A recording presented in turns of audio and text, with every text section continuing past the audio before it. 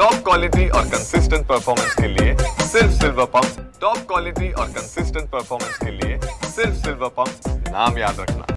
आदर्श पुरस्कार प्राप्त युवा शेतकऱ्यांना ठिकाणी आत्महत्या केली, फक्त पाण्याच्या साठी आत्महत्या केली, काय बोलतो? खरं तर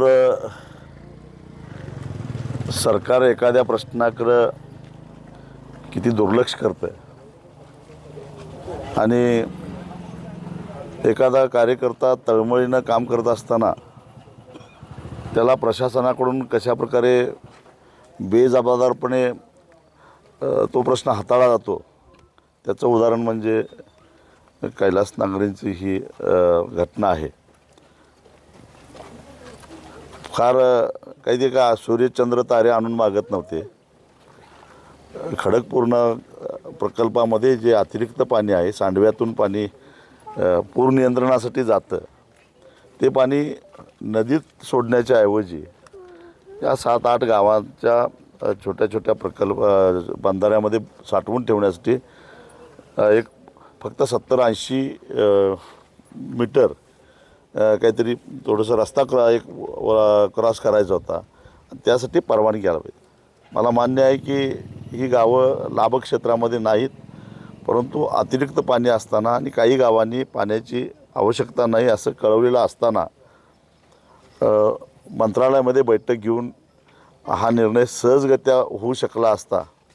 पण एक खऱ्या अर्थानं एक उगवता आणि ज्यांनी अतिशय आदर्श अशी शेती करून या पंचकृषीला एक चांगला आदर्श घालून दिला होता, सरकारनं त्याचा सन्मानही केलेला होता, असा एक चांगला शेतकरी आपण गमावलेला आहे।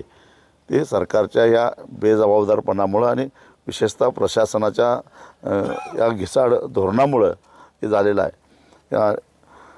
खरं तर याची जबाबदारी 100% ही सरकारची आहे। मला आश्चर्य मुख्यमंत्र्यांचं वाटतं की त्यांनी त्यांच्या मागण्या मान्य करण्यासारख्या नव्हत्या असं सांगितलेलं आहे। खरं तर मागणी एकदम साधारण आहे। कुणाचंही पाणी कमी करून पाणी द्या असं त्यांनी मागणी केलेली नव्हती।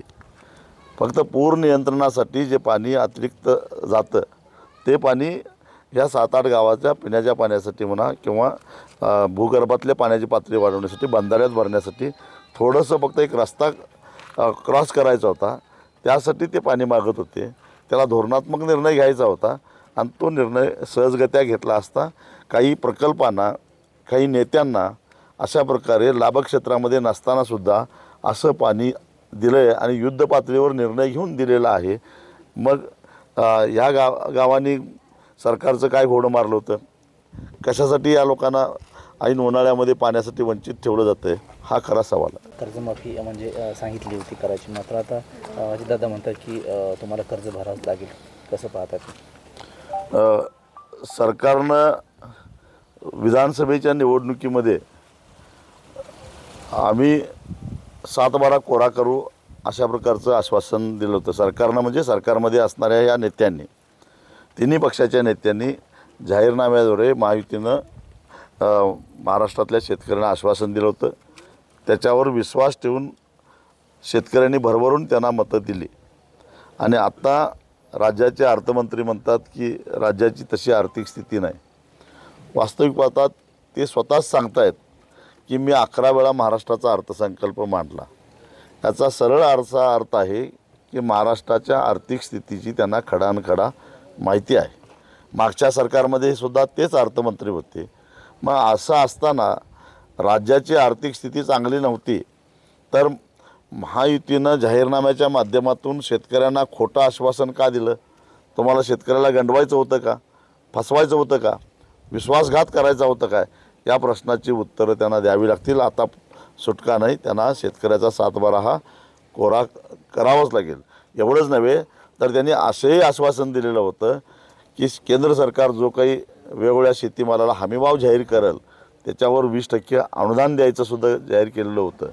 परंतु अनुदान राहिलं बाजूला, आज महाराष्ट्रातल्या शेतकऱ्यांनी किमान क्विंटल पाठीमागं 1200 रुपये तोट्यामध्ये हमीभावापेक्षा कमी किमतीमध्ये सोयाबीन विकल्यामुळं जवळपास 7,500 कोटी रुपयाचं शेतकऱ्यांचं नुकसान झालेलं आहे। या संदर्भामध्ये न्यायालयामध्ये दाद मागता येते का याची आम्ही वकिलांच्यावर चर्चा करायला लागलो आहे. पण ही सरकारची जबाबदारी आहे. सरकारनं त्याची गॅरंटी घेतली होती. 6,000 रुपये क्विंटलनं सोयाबीन खरेदी करायचं सरकारनं घोषणा केलेली होती आणि मग प्रत्यक्षामध्ये मात्र हमीभावापेक्षा कमी किमतीमध्ये सोयाबीन विकल्यामुळे शेतकऱ्यांना 7,500 कोटी रुपयाचा एका वर्षामध्ये तोटा झाला आहे. तेच कापसाचे आणि हरभऱ्याची अवस्था आहे. त्यामुळं केवळ आश्वासनं द्यायची, खोटी आश्वासनं द्यायची, लोकांच्या भावना भडकवायच्या, धार्मिक द्वेष निर्माण होईल अशा प्रकारची वक्तव्य करायची आणि राजकारणाची पोळी भाजायची, हे धंदे आता इथनं पुढं राजकारणामध्ये चालणार नाही.